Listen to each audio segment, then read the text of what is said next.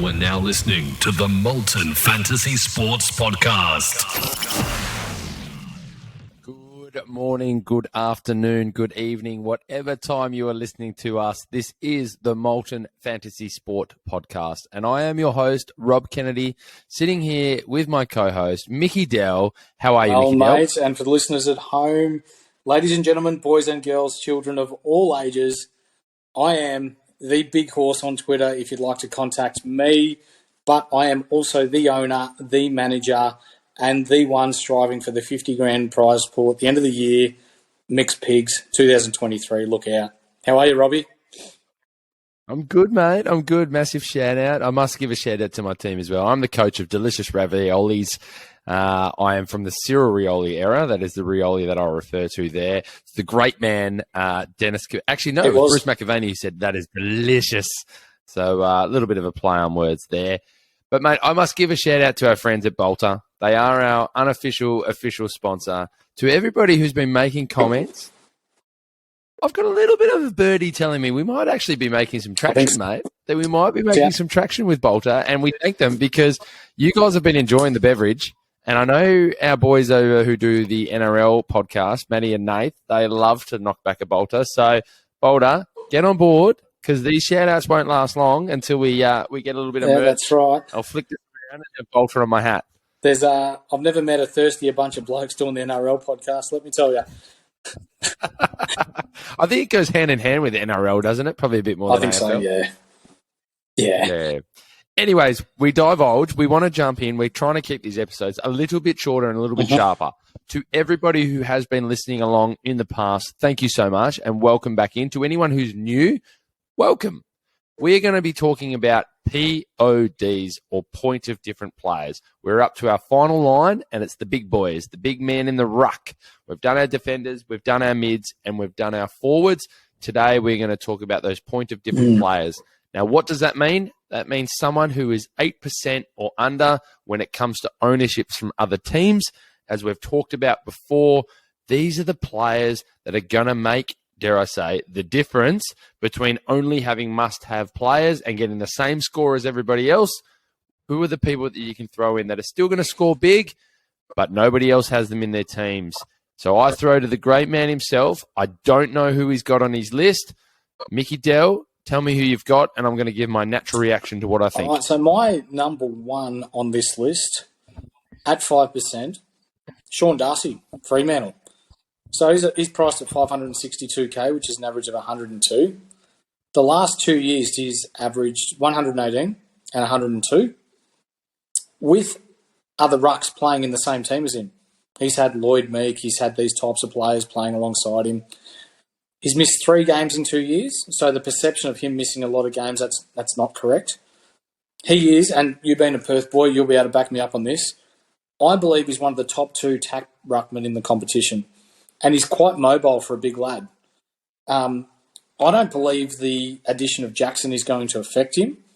If anything, I think it's going to enhance his scoring ability because teams are going to be that worried about Jackson inside and playing ruck, playing midfield, whatever else. His price could easily jump. So at 5%, that's a bit of a steal. Yeah, absolutely. I think I can see why he's at 5%. Everyone has that fear factor of what's going to happen with him and Luke Jackson. But everything I'm hearing from my inside info at Freo is he's going to ruck the defensive half, and Luke Jackson is going to ruck the front half, which for me, from a super coach capacity, means Sean Darcy's still their main ruck and putting up those type of numbers that you were talking about just there. But he's also going to get some easier touches behind the ball. He's going to get some intercept marks. He's going to get those hit-outs behind. He's going to be giving off the ball and be efficient with it.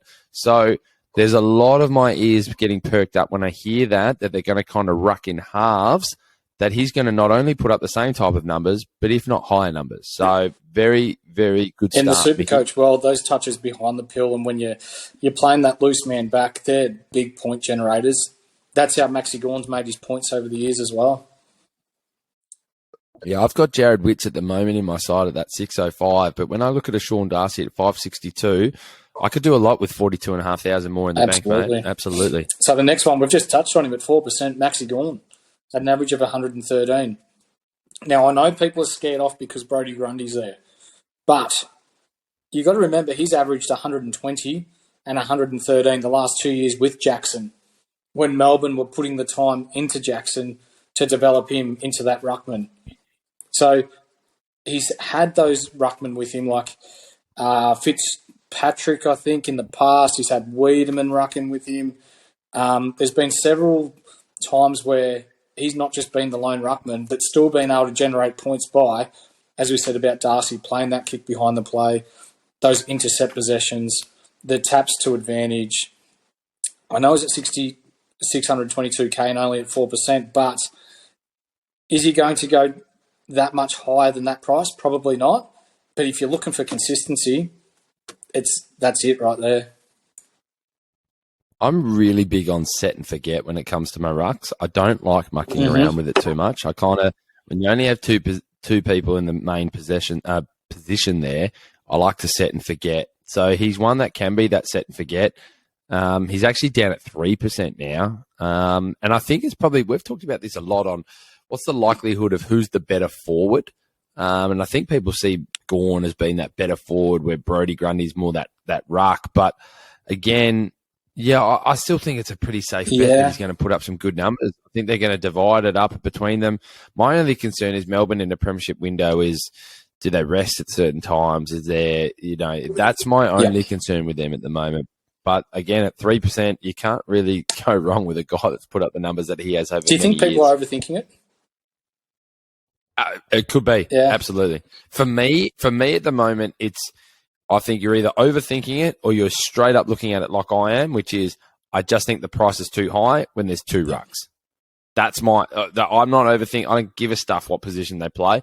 I'm just thinking two quality rucks that are going to divide the workload up. For me, it's a no at that price. Good shout.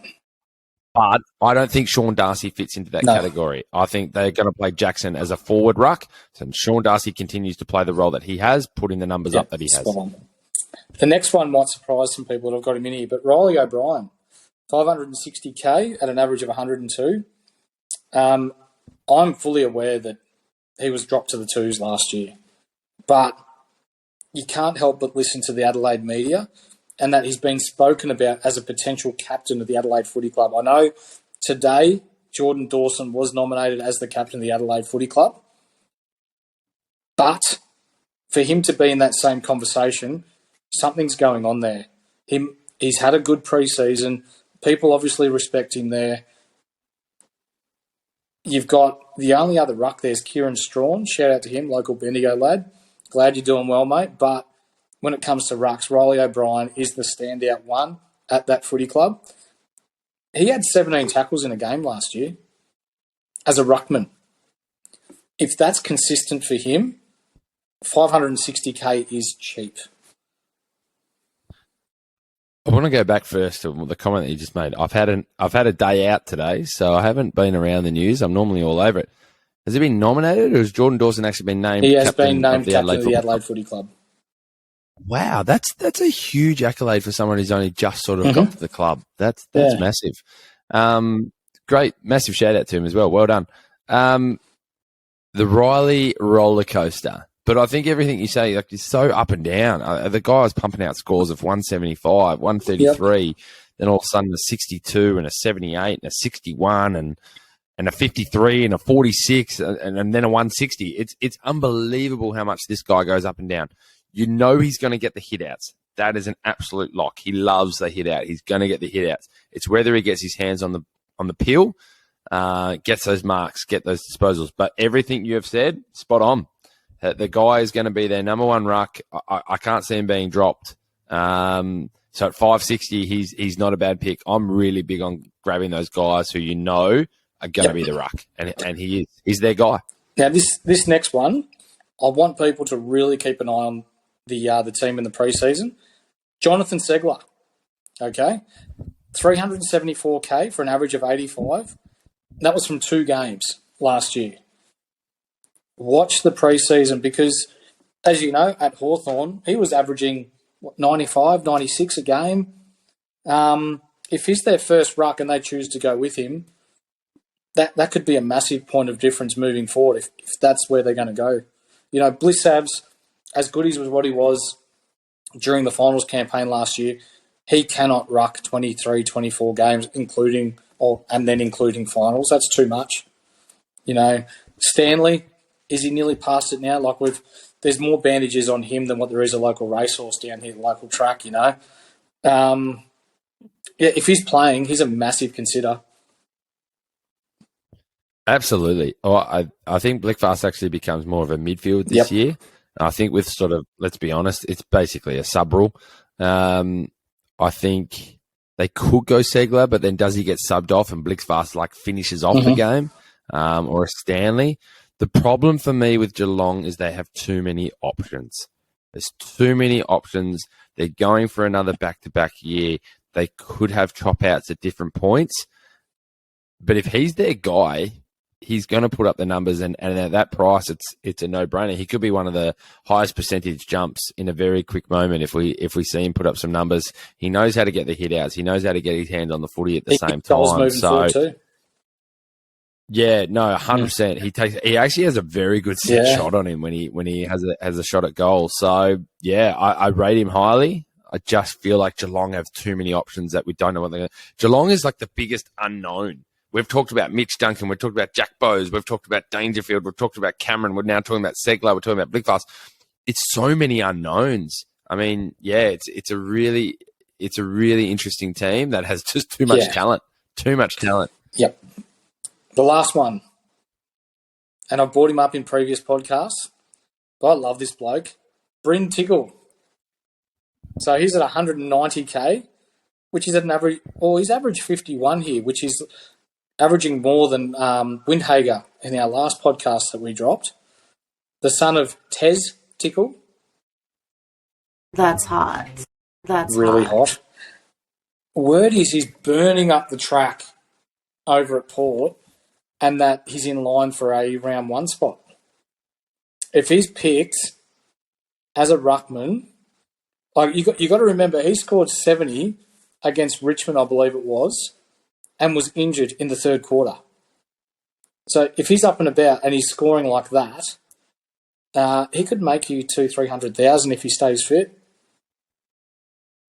Does Scott Lycett have something to say about that? Yeah, I've spoken about Scott Lycett in the past and how he could be a ruck pod as well. You'll have to check how many teams he's picked in. I think there's more upside in Mr. Tickle here. Yeah. What do you got there? Mate, I don't have anything. I live vicariously through you when it comes to Mr. Tickle. But you excite me every single time. For anyone who's watching this on YouTube, you can see it in your face. You got a sparkle in your eye every time you talk about him, not just because of the great banter, the humour you have to do with his father's name, but the funny thing is ever since you first brought him up, and I always put my hand up and go, you know what? I have never heard this name in my life. I went and had a look, and there actually is a lot of chat about him. There is a lot of chat. So, dare I say this too much, and a lot of my mates are getting into us about it. But yeah, it's a watch this space when it comes to Tickle, because he's got some things going on. At 4%.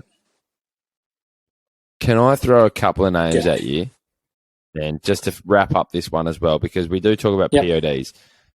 You know, sitting at 1%, Nick Natanui, sitting at 1%, Todd Goldstein, sitting at 0%, Braden Pruce.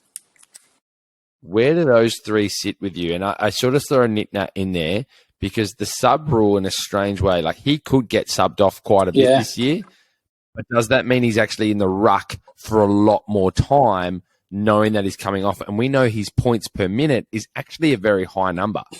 One of the best in the comp, points per minute.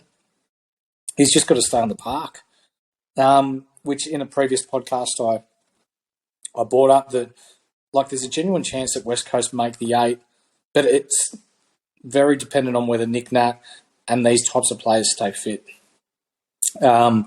Just because of his issues, he's a bit older now. You'll know more being a Perth lad. The practice match the other day, apparently he was jumping all over the other two ruckmen. Jamison and Williams, I believe, were the other two that they used through the ruck. So that's a no-go area for me, just given that you don't know whether you're going to get consistent games out of him. Goldie, there's word that they're going more Kumbin and Exiri or however you say his name. And you could start to see that last year before, we'll just call him Tristan because that's his first name, before he got hurt. And then they sort of had to rely on Goldstein in the back end of the year because they really had no one else to go through the ruck.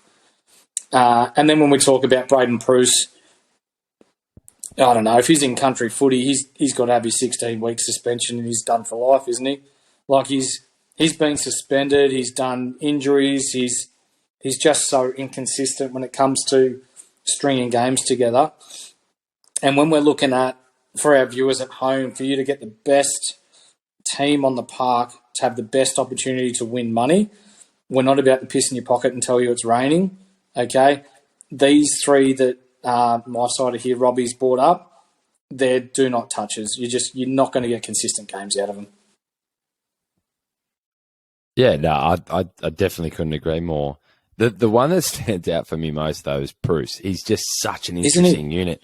If look, just listen to these first 7 games last year: 109, 102, 117, 109, 103, 120. Now he missed the first 2 games, and then he missed one in between all those sort of games. Those are phenomenal numbers. Then he had a couple of DMPs. Then he came back against the Bulldogs where I think he got injured and only got a 17. And then he finished the year with 85, 64, 93. It's just, it'd be intriguing. I think what everybody needs to look at, though, is do some intel. Yeah. Look at what the new coach's philosophy is, because last year it was all about bringing in Flynn. Yes, it was. But every time Bruce played, Bruce scored. So, yeah, you're right. It's a do not touch at the moment, but I would still look at him over the others as somebody that if he gets his, dare I say, together, together, that the guy can score points at 506,000. So for Bruce, it's like going to a smorgasbord without actually seeing what's on the menu. You don't know what you're going to get. But when he plays, he's going to fill you up, isn't he? Mate, I was already laughing because I knew exactly where you're going there, but you even delivered that better than I thought you would. That was fantastic. No, you're spot on. Mate, we move on. I would love for you to give a shout out to our 2K family. I'll leave that one with you, mate. So for everyone that's in or wants to get involved in the online 2K community on PlayStation 5, the guys over at, on Twitter, ANZPL2K, are taking registrations for Season 8. They're starting to move into finals of Season 7 now, and things are really starting to heat up. So if you've got yourself a group of mates that think you're all right at the online gaming, shoot the guys a message on Twitter, register your interest, and the guys like JD and that, they'll help you out from there. I'm hearing a lot about players in the league getting signed overseas. This kind of esports is getting massive. Yeah, so there's one bloke who's just in the last 12 to 18 months returned from the E-League in the esports league over in America. He was drafted into an NBA team, and we've just had some players drafted from this specific league to go overseas and play in the NBA league. So there's massive money to be made.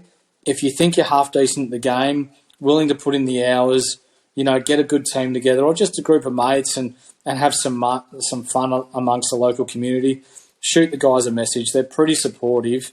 They'll help you out and, get yourself amongst it. Unbelievable. If anyone jumps on 2K, have a look out for goat__Caruso. That's me, my little 3&D man, just sitting in the corner. But no, we love it. We love their support as well, and we look forward to them and supporting them as long as we can as well through this podcast.